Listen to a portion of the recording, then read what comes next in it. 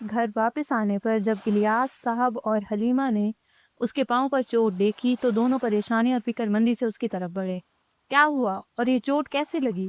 حلیمہ بیگم پریشانی سے بولی۔ الیاس صاحب بھی پریشان سے گویا ہوئے۔ بیٹا کیسے لگی یہ چوٹ؟ زیادہ درد تو نہیں ہو رہا؟ آمنہ نے ساری بات انہیں بتائی۔ حلیمہ بیگم نے اسے بہت ڈانٹا کہ اس نے ہی لاپرواہی کی ہوگی۔ وہ چپ چاپ بس سنتی گئی اور مسکراتی رہی۔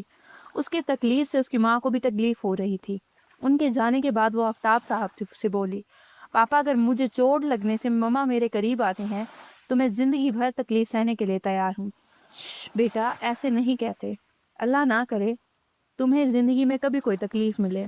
انس نے جیلانی صاحب کو کال کی اور سارا معاملہ بتا کر ان سے معافی مانگی اور گزارش کی کہ اسے دوبارہ جاب پر رکھ لیا جائے۔ انہوں نے اس کی یہ بات کال سن کر بند کر دی۔ وہ کایان کے اس برتاؤ سے کافی حیران تھے کیونکہ اس نے کبھی ایسا نہیں کیا تھا۔ کایان کے واپس آنے پر انہوں نے اسے اپنے پاس اسٹڈی میں بلایا۔ کایان، مجھے لاہور سے مینیجر انس کی کال آئی تھی، وہ کہہ رہا تھا کہ تم نے اسے جاب سے نکال دیا۔ وہ ہوا میں سانس خارج کرتے ہوئے بولا، جی ڈیڈ، مجھے اس کی فیملی کا ایٹیٹیوڈ پسند نہیں آیا۔ تو اس کی فیملی کے ایٹیٹیوڈ سے ہمیں کیا؟ وہ انسان ہمارے ساتھ، ہماری کمپنی کے ساتھ ساتھ اپنے کام سے بھی لائل ہے۔ ہمیں اس سے غرض ہے، نہ کہ اس کی فیملی سے۔ وہ اسے سمجھانے کی کوشش کرتے ہوئے بولے کیونکہ وہ جانتے تھے کہ وہ اپنے فیصلوں سے پیچھے ہٹنے والوں میں سے نہیں ہے۔ ڈیڈ، وہ اب ہماری کمپنی میں کام نہیں کرے گا۔ اگر آپ کو کس کی اتنی فکر ہو رہی ہے تو اسے کہیں اور جاب پر لگوا دیں، ہماری کسی بھی کمپنی میں۔ وہ اٹل انداز میں بولا تو جیلانی صاحب کچھ سوتے ہوئے فکر مندی سے بولے، کایان چل کیا رہا ہے تمہارے دل و دماغ میں؟ مجھے کیوں ایسا لگ رہا ہے کہ تم مجھ سے کچھ چھپا رہے ہو؟ ڈیڈ، ایسا کچھ نہیں ہے جو میں آپ سے چھپاؤں۔ ابھی چلتا ہوں، بہت تھک گیا ہوں، نیند آ رہی ہے، شب بخیر۔ یہ کہہ کر وہ اپنے کمرے میں آ گیا اور گرنے کے انداز میں بیڈ پر لیٹ گیا اور اپنی آنکھیں بند کر لی۔ ان بند آنکھوں کے پیچھے اسے وہی لڑکی دکھائی دی۔ اس دفعہ مسکراہٹ کی جگہ اس کی آنکھوں میں نمی تھی۔ اس نے بے چینی سے آنکھیں کھول دی۔ مجھ پر کوئی لڑکی اتنا اثر کیسے کر سکتی ہے؟ اس کی آنکھوں کی نمی مجھے کیوں بے چین کر رہی ہے اور میں اس بچے پر کیوں ہاتھ اٹھایا؟ وہ اٹھا اور شاپنگ بیگ سے وہ شو پیس نکالا جو اس لڑکی کے ہاتھ میں دیکھا تھا۔ پھر وہ اسے لے آئے۔ شو پیس کو دیکھتے ہوئے وہ اس لڑکی کو مخاطب کرتے ہوئے پوچھنے لگا، کون ہو تم؟ کیوں مجھے اس طرح بے چین کر رہی ہو؟ آمنہ کے نکاح کے لیے ان دونوں نے اسکول سے چھٹی کی۔ سیرس کو تو چھٹی کرتی ہی رہتی تھی، پر حورین کے اپنے 4 سالہ کیریئر میں یہ پہلی چھٹی تھی۔ آمنہ کا بس نکاح تھا، رخصتی 2 سال بعد تھی کیونکہ وہ لوگ بھی اپنا نیا گھر بنا رہے تھے۔ آمنہ کے نکاح کا فنکشن بہت اچھا گزرا۔ نکاح کے بعد وہ تینوں اسکول آئی۔ آمنہ اور سیرس کلاس میں تھے جبکہ وہ اپنے پیپر چیک کر رہی تھی کہ آیا ماں نے اسے بتایا کہ میم اسے آفس میں بلا رہی ہے۔ اسکول کے مالک اکبر صاحب پڑھے لکھے نہیں تھے اور اس بات کا فائدہ اسکول کی پرنسپل نفیسہ، وائس پرنسپل مہجبین اور ان کی اکاؤنٹنٹ سمارا اٹھاتی تھی۔ مل جل کر بہت زیادہ گھپلے کرتے جس کی وجہ سے انہیں کافی نقصان ہو رہا تھا اور وہ اسکول سیل کرنا چاہتے تھے جو وہ تینوں ہونے نہیں دے رہی تھی۔ میں آئی کمین میم، اس نے اندر آنے کی اجازت مانگی تو میم کی اجازت ملنے پر وہ اندر آ گئی۔ مہجبین اور سمارا بھی وہیں موجود تھی۔ مہجبین اس سے بولی، کل تم چھٹی پر تھی اور تمہاری کلاس نے ادھم مچا رکھا تھا۔ بوائز نے کلاس کی ونڈو بھی توڑ دی اور ساتھ کیمرہ بھی، تو اس میں میرا کوئی قصور تو نہیں؟ 4 سال میں بس ایک ہی چھٹی کی، میری غیر موجودگی میں یہ سب ہوا تو میری جگہ جس کی بھی سبسٹیٹیوشن تھی آپ اس سے پوچھے۔ وہ تحمل سے بولی تو سمارا بولی، قصوروار تم ہی ہو، وہ 10th کے بوائز ہمارے قابو میں نہیں آتے، نہ تم چھٹی کرتے نہ یہ سب ہوتا، اس کی وجہ سے اب تمہاری سیلری سے اس نقصان کی بھرائی کی جائے گی۔ ان کی بات پر اسے غصہ آیا اور وہ بولی، اگر آپ نے میری سیلری رکھنی ہے تو رکھ لیں، فضول اور بے بنیاد ایشو نہ بنائیں۔ دیکھا میم، آپ کی ٹیچر کی زبان کیسے کینچی کی طرح چلتی ہے، اور اس میڈم کے بھی پر نکل آئے، آپ کا بھی لحاظ نہیں رہا انہیں اور چڑھائے انہیں سر پر۔ جو کسر باقی رہ گئی تھی وہ سمارا پوری کرتے ہوئے بولی، اور تو اور پتہ نہیں ان تینوں دوستوں نے ہمارے بوائز پر کیا جادو کیا کہ وہ ہماری سنتے ہی نہیں۔ ان کی ایسی باتیں سن کر اس کی آنکھوں میں آنسو آ گئے۔ وہ بولی، میم یہ بس کر دو اب حورین اور جاؤ یہاں سے، اس ماہ کی سیلری بھی تمہیں آدھی ملے گی۔ پرنسپل کے کہنے پر وہ روتی اسٹاف روم میں آ گئی جہاں سیرس اور امن اسی کا انتظار کر رہے تھے۔ اسے روتا دیکھ کر وہ اس کے پاس آئی اور حورین سے وجہ پوچھی تو انہیں ساری بات بتانے کے بعد بولی، کاش میں یہاں کی آنر ہوتی، پھر انہیں بتاتی کہ اسکول اور اس کے سسٹم کیسے چلتے ہیں۔ میری مجبوری ہے کہ میں کانٹریکٹ سائن کیا ہے، اسکول نہیں چھوڑ سکتی۔ سمارا کا منہ تو میں توڑ کر آتی ہوں، ساتھ ذرا مہجبین اور میں نفیسہ سے بھی پوچھوں انہیں مسئلہ کیا ہے، تمہیں کیوں رلایا انہوں نے؟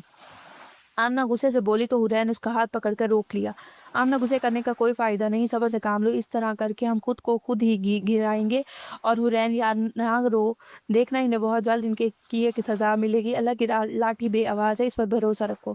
سیرس اسے سمجھاتے ہوئے بولی۔ آمنہ حورین کا موڈ ٹھیک کرنے کے لیے بولی، ویسے آنر بننے والی بات بری نہیں، تم اسکول کی مالکن ہو، یہ تم تینوں تمہارے آگے پیچھے گھومے میم کریں تے اور تم بولو جانے دے ذرا ہوا آنے دے، لیٹس امیجن اس بات کرنے کا انداز اتنا فنی تھا کہ وہ روتے ہوئے بھی کہکا لگا کر ہنستی، ساتھ سیرش بھی۔ آمنہ اپنی بات کو جاری رکھتے ہوئے دوبارہ بولی، تو کیا خیال ہے پھر سر اکبر سے بات کی جائے اس بارے میں؟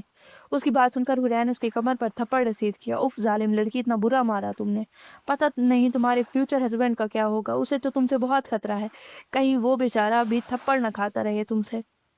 ان کی ٹرپ لاہور جا رہی تھی، اس نے لاہور پہلے بھی دیکھا تھا، وہ جانا نہیں چاہتی تھی لیکن میم نے صاف کہہ دیا کہ کلاسز کی انچارج بھی ساتھ چلیں، جو نہیں جانا چاہتے وہ ہمیشہ کے لیے گھر پر ہی رہیں۔ آمنہ اور سیرش بھی جا رہی تھی تو مجبوراً اسے جانا پڑا۔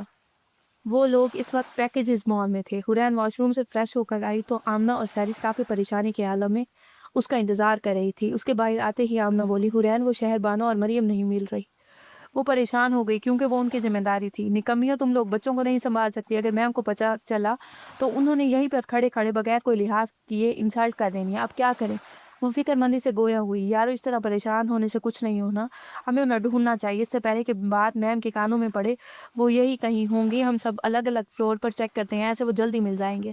سیرش ان سب میں زیادہ سمجھدار تھی، جبکہ آمنہ بہت جلدی غصے میں آ جاتی اور لڑنے میں سب سے آگے ہونے والی کے ساتھ ساتھ ہنسمکھ اور شرارتی بھی تھی، جبکہ حورین بہت معصوم اور بھولی بھالی تھی، کچھ باتوں میں بہت سیریس ہو جاتی اور کچھ میں شرارتی، وہ تھوڑی ڈرپوک بھی تھی، جب ڈر اس پر حاوی ہوتا تو وہ سب کچھ بھول جاتی تھی۔ وہ تینوں الگ الگ فلور پر گئی، حورین سیکنڈ فلور پر آئی، کچھ دیر ڈھونڈنے کے بعد وہ دونوں اسے کسی کے پاس کھڑی نظر آئیں، وہ شاید کوئی کپل تھا، حورین کو صحیح سے نظر نہیں آیا کیونکہ ان کی پیٹھ حورین کی طرف تھی، جس کی وجہ سے وہ یہ نہ دیکھ سکی کہ وہ کس کے پاس کھڑی ہیں، نہ اسے فرق پڑتا تھا اس لیے ضروری، بس وہ دونوں اسٹوڈنٹس تھی۔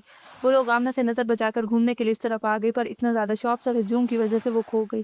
وہ دونوں راستہ تلاش کر رہی تھی کہ کایان سے ٹکرا گئی، جو حریم کے ساتھ اپنی شادی کی شاپنگ کر رہا تھا۔ حریم اپنا ویڈنگ ڈریس اپنی فیوریٹ ڈیزائنر سے لینے کے لیے خاص اسلام آباد سے کایان کے ساتھ لاہور آئی تھی۔ اس سے پہلے کہ کایان انہیں کچھ کہتا، ان کے چہروں کے رنگ اڑے ہوئے دیکھ کر وہ ٹھٹک گیا اور اپنی عادت کے برعکس ان سے پوچھا، کیونکہ ان کے چہرے سے صاف ظاہر ہو رہا تھا کہ وہ راستہ بھول گئی ہیں، تم دونوں کو لگی تو نہیں؟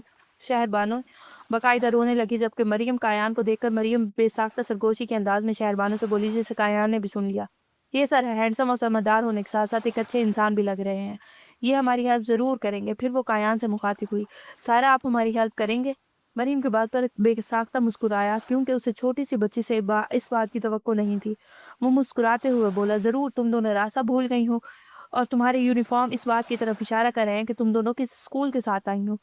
اس کے بالکل درست اندازہ لگانے پر وہ دونوں حیرانگی سے منہ کھولے اسے دیکھنے لگی۔ شہر بانو اپنے آنسو صاف کرتے ہوئے مریم سے آہستہ آہستہ آواز میں بولی، یہ واقعے میں بہت ہینڈسم ہونے کے باوجود بھی عقل مند ہے۔ کیوں ہینڈسم لوگ سمجھدار نہیں ہوتے؟ اس نے مسکراتے ہوئے کہا تو شہر بانو نے زور زور سے نفی میں سر ہلاتے ہوئے کہا، نہیں، ضروری نہیں، ہر پیارا انسان سمجھدار بھی ہو، جیسے ہماری مس آمنہ، وہ پیاری ہے پر سمجھدار نہیں، اسی لیے تو انہوں نے ہمیں گھما دیا، انہوں نے گھمایا تو تم دونوں بے وقوف بنا کر آ گئی۔ اس کی بات پر وہ پھر حیران ہوئی اور مریم بولی، آپ کو کیسے یہ بھی پتا ہے؟ وہ کیسے؟ وہ اس کے لیے کہ بچپن میں بھی ایسا ہی کرتا تھا۔